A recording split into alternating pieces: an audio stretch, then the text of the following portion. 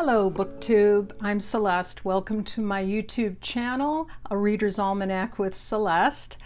Glad to have you all here today, and I just wanted to give a big shout out and thank you to my new subscribers and to anyone who has subscribed to the channel, who likes the videos, who comments on the videos. I super appreciate that, and as you know, it helps the algorithm, helps the vlogs get seen by a larger audience.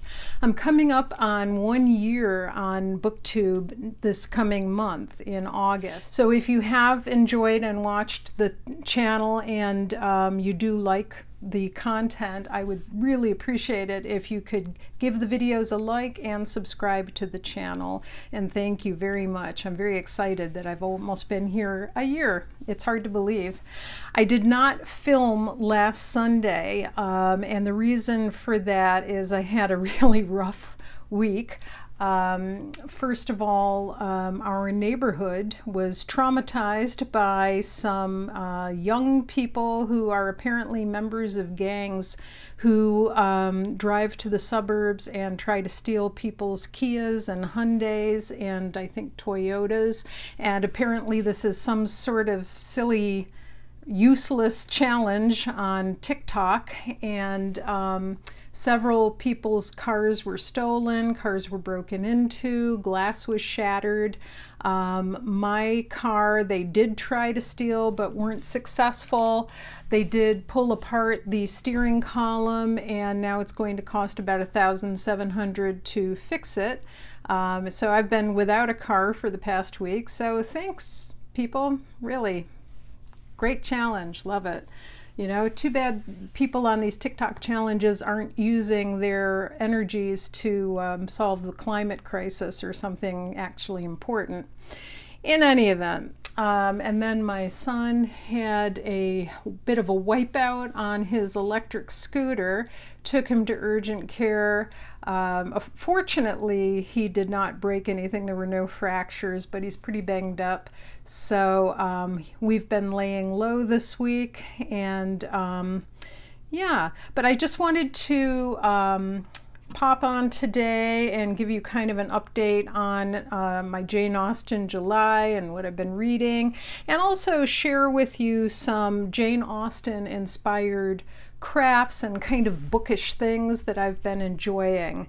And but first I want to give you like sort of an update on my reading. I did read Pride and Prejudice, loved it.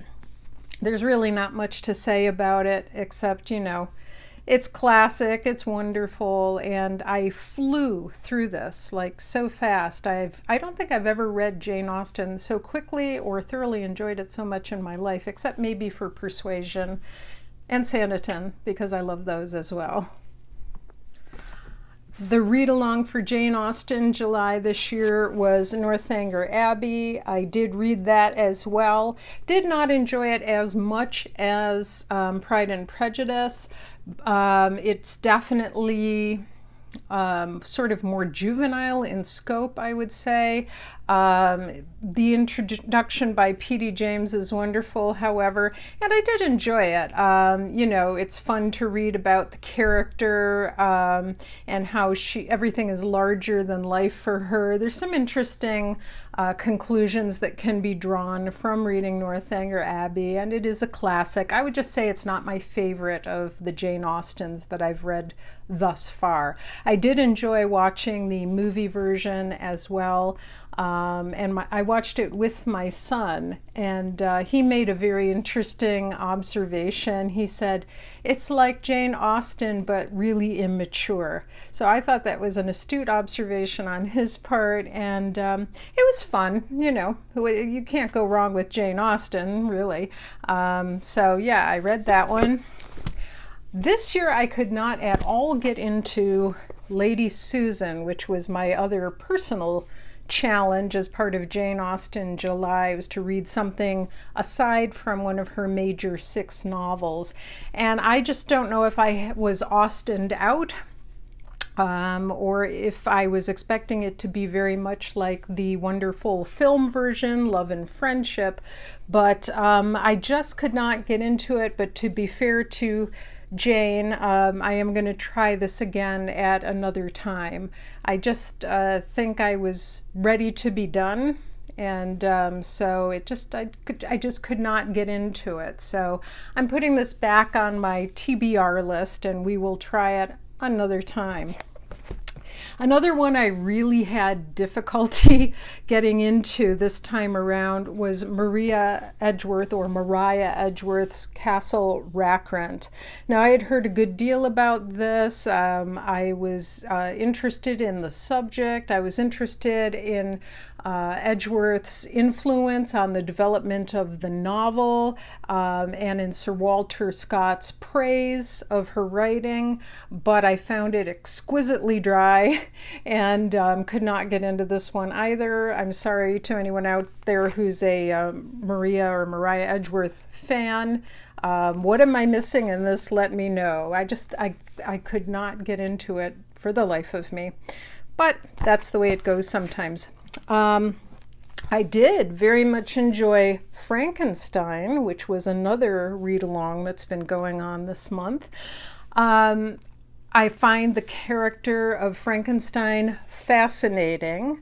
I think ever since I watched the dramatic series Penny Dreadful, I've been very, very interested in the character of the Frankenstein monster, and also in his creator. And yeah, it was really good. It was very evocative. It was very atmospheric. I listened to playlists that have been made on YouTube that have really sort of atmospheric, evocative, ambient music to put you in kind of a Frankenstein mood.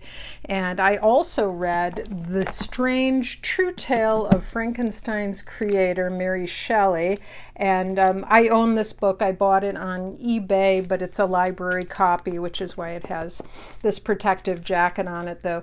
This is a biography by Catherine Reef, and I thought it was quite good. It's written in kind of a creepy Gothic style, so it was perfect. The one thing I would say about Frankenstein is that I don't think it needed to be quite this long. Look at those beautiful gold sprayed edges of this Chiltern edition. But I don't think it needed to be a full-length novel. I think this would have done just fine as a short story. The narrative arc did not develop to a point that it really required or justified this length. So after a while, it was just kind of like, and then the monster killed this person and went there, and then I went on a vacation and tried to forget about it, and then the monster killed this person, and then I went here and tried to forget about it. You know, it just sort of keeps repeating. So I think it would have done better a little bit shorter, but of course this is a classic around the world, so what do I know? Just my personal take on it, but it was enjoyable, and I'm glad that I finally read it cover to cover. So I also wanted to share some bookish crafts with you that I've been enjoying making this July. And as many of you know from following my vlogs, I love paper crafts. I like to make journals and notebooks, memo pads. At Christmas time, I made a little snowy cabin in the woods that was a putz house with a votive candle that you could put inside of it to light it up. I've made bookmarks, gift bags, and at Easter time I shared several memo pads and folio style journals that I had made. So recently I went to a store called Tuesday Morning, which is here in the United States, and they're actually closing their stores, and so they had clearance sales going on. And one of the things they offer at Tuesday Morning are art supplies and scrapbook papers. So I was lucky enough to score this decorative 12 by 12 scrapbook paper pad from DCWV, that's Die Cuts with a View, and it's called Dear Jane, and Yeah, so I was wondering what I could make with this Jane Austen inspired paper. Lovely gold foiled papers, lots of different designs, quotes from Persuasion and from Pride and Prejudice. So what I decided to do was to make some spiral notebooks, and these were my first attempts at spiral notebooks, so be kind. But this is a chipboard project, and I learned how to make these from Shelley, the Posh paper lady, who has a great channel. So I've been learning how to make all sorts of bookish things. So here are my notebooks. They're spiral notebooks. They're hardcover. They're quite thick. And as you can see, they have these little pen paper clips. It's like a giant paper clip, and it holds a very blingy, sort of princess-esque pen. This particular paper, I don't know if you can see it in the light, but it has various quotes from Jane Austen. And then when you open it up, I have a liner paper inside and a pocket there, if you can see that. So it's got a contrasting, matching inside end paper. And so yeah, it's just a nice spiral notebook. And I'll show you the other one here as well. And this has a lovely red paper with gold foil and a quote. I think this may be a quote from Pride and Prejudice, and it's about reading good novels. And again, it's got the pen clip on it. I love the contrasting paper inside this one. So it's got all sorts of little Pride and Prejudice quotes and images of Darcy and Elizabeth and so on, and same on the back here. So yeah, these are little 50-page spiral notebooks, and they're quite sturdy. So it would almost be like a hardback, a hardcover, so you could definitely use it sort of like a clipboard. It would not buckle under the weight. So yeah. Those are my spiral notebooks. I'm going to keep trying to improve and learn how to make them better and adjust the designs. I'm still working on the spiral coils. That's a little bit tricky for me, but I'm working on it, trying to get that straight. And then another bookish, gifty thing for the Jane Austen lover in your life, whether that be yourself or a friend who's a Janeite, is this. And it's a CD, so I know I'm going really old school here, but in my room here I have a really nice old CD player that has twin speakers, so I have stereo sound up here. And this is my go-to relaxation CD. It's called the Jane Austen Era, Music from the Regency Period. There's Jane there. And this has all sorts of really lovely, relaxing music on it. I'll just read you some of the lineup here. Ludwig van Beethoven, Luigi Boccherini, who does a minuet, Opus 11, number 5, which is one of my favorites. Mozart, my absolute favorite. Haydn, Schubert, more Mozart, Giordani, and more Schubert and Beethoven at the end of it. And it's just a combination of minuets, piano sonatos, and some trios for flute. And it's just lovely if you're relaxing, if you're reading, if you're sort of meditating. I also love this in a different way as a person who's been a migraine sufferer for about 40 years. And while I do use medicine to help me with the migraine headaches, I have to say that there really is something to using classical music to calm the brain. And for some reason, music from the Baroque and Regency era really help to soothe a person when they have a migraine. So I strongly recommend this. the Jane Austen Era. Oh, and one thing that's really neat is that in the back of it, it also has a DVD called Austen Country, The Life and Times of Jane Austen. So yeah, it takes you on a tour of the houses that she lived in and talks a little bit about Jane's life growing up. So yes, it's kind of an old school thing, but I'm sure you could also find this music on either YouTube or, you know, your streaming channel of choice. And it's really, really worth it. I play this, I'd say, at least once or twice a week. So the Jane Austen Era. Additionally, I've really been enjoying this subscription to a magazine that I discovered from being part of a Jane Austen Facebook group.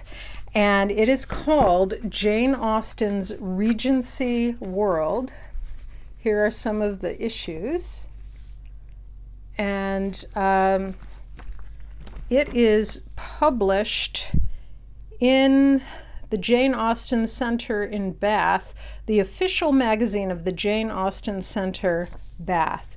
So the issues are rather slim and small. But I've really had so much fun over the month dipping into these. There's all sorts of just little scholarly articles, ads that are sort of local and of interest to the Bath community, lovely photographic reproductions and paintings. It talks about the Jane Austen Festival. It talks about new movies and books that are Austen-esque. This one, for example, Bright Star, the film, the tale of John Keats and Fanny Brawne. And then this happens to be an issue that's featuring an Austen Christmas, celebrating with Jane's family. And what else? Love, Lies, and Elopement. And Jane Austen's delight at trying her new pianoforte keyboard. So they're just little tiny magazines. If you're on a train or a bus or you're waiting for an appointment and you have some time, it's just a lovely, lovely read. And the really fun part of this is that it is a current magazine that is producing new issues, but you can also purchase back issues going back like years and years. So I ordered about 10 back issues and then took out a subscription for this year. And I'll include the website for this magazine in the comments below so that you can have a look at it if you're interested. And then this is something I found at a library book sale for $1, as you can see from the tag there. And I actually shared one of these on the Secret Garden with you at Easter time. This particular one is Pride and Prejudice, and these are by Classics Unfolded. So fun, especially for $1. It's Pride and Prejudice Retold in Pictures by Becca Statlander. And so this is one of those fold-outs, and it gives you the cast of characters. These aren't all the characters, but they're some of the main players. And then it folds out accordion style and tells you the basic narrative plot of Pride and Prejudice. Isn't that wonderful? If you're a Jane Austen fan and a bibliophile and you collect bookish things, I strongly recommend finding these Classics Unfolded. They're just so much fun. And I love the illustrations. There you see Pemberley over there. So yeah, so that's another bookish thing that I had found for Jane Austen July. And then finally, you know, I love arts and crafts. I also love coloring. So I just wanted to share this little classic coloring book that I was given by my sister-in-law.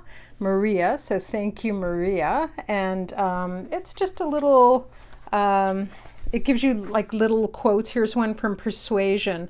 A lady without a family was the very best preserver of furniture in the world.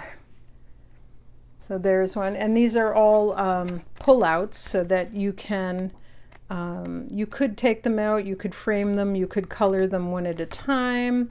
Here's an English afternoon. So just fun. Jane Austen coloring book. And then a few weeks ago, I had on my vlog shared a visit to the Genesee Valley Country Museum. And in the Genesee Valley Country Museum, they have a lovely little gift store. And in there, I found design your own Regency dress. So this is also sort of a little coloring thing. It says, start with the model attired in proper Regency undergarments, then add a skirt, bodice, trimmings, shawl, a bonnet, and much more. The possibilities for creativity are endless. Mix, match, and trace to create thousands of unique ensembles, all historically correct for the Napoleonic era. So basically, I'll open this up for you so you can see. It's good if you get some tracing paper so that you can reuse these templates. And so here's the model in her undergarments. Isn't she lovely? And then as you go through, you're going to see, for example, different types of edgings and trims, and what else? Oh, there's a little history of the fashion in here. They give you a supply of the tissue paper to trace them onto. And some of the little jackets. So it's just a fun thing, and I know it's most likely for little girls and younger readers, but of course I love all things Jane Austen, so I had to have it. I knew right away. Yeah, so that's currently where I am and what I'm doing. Tell me what you've been reading and what's new with you in the comments below. Super excited, as mentioned, that I will have been on here 1 year as of my next video. So I don't know, are there any tags out there for booktubers to do when they've been on BookTube for a year? Let me know, because I'm not aware of any. I'm not very good with tags. I don't seem to be able to get other people to do too many of the tags, but if there's one out there that I can do, I would love to know about it for people who are celebrating their 1 year anniversary. And again, I would love to get up to 400 subscribers. And I'll be bringing a lot more ideas and a lot more books your way very soon. I hope you have a wonderful rest of the weekend and a great week ahead, and we'll see you again real soon. Bye-bye.